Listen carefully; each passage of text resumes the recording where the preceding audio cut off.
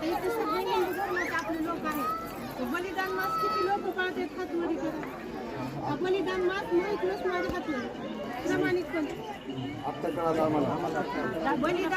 बलिदान मास म्हणजे काय माहिती का? आता 29 तारखेला आपल्या संभाजी महाराजांची अंत्ययात्रा निघालेलीच नाहीये.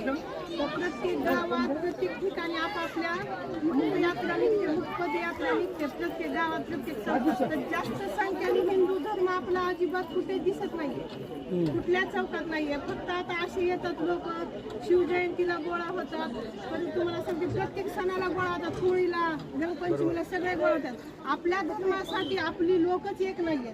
आज तुळापूरमध्ये लोकसंख्या दिसते, पण प्रत्येक गावात आहे ना श्लोक होतात, शिववंदना होते आपापल्या शिवाजी चौकात. पण आपल्या धर्माचे लोक जितक्या संख्येने हजर व्हायला पाहिजे तितक्या संख्येने अजिबात हजर होत नाही.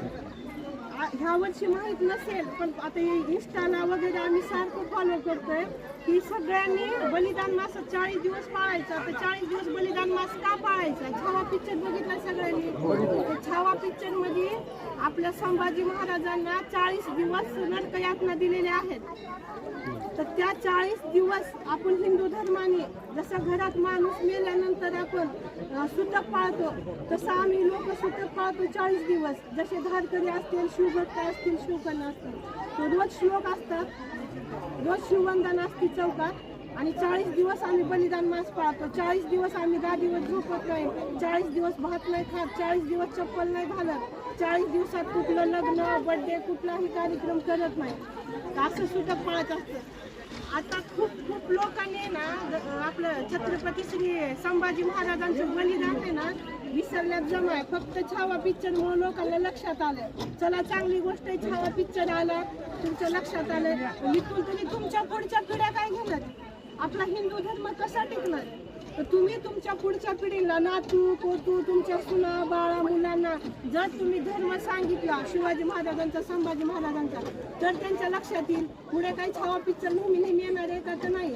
प्रत्येक घरात आता बायकांचं सुद्धा काम आहे की जिजाऊनी कसं शिवरायांना, अजून तुम्हाला सांगते संभाजी महाराजांना सगळ्यांना जे शिक्षण दिलं तसं प्रत्येक बायकांचं सुद्धा काम आहे की आपापल्या घरात मुलांना शिवजयंतीचं महत्त्व काय, संभाजी महाराजांनी आपल्यासाठी काय बलिदान दिलं, ही सगळ्या बायकांनी वगैरे आपापल्या घरात सांगितलं पाहिजे. आपला धर्म टिकण्यासाठी हे आपल्याला खूप गरजेचं आहे.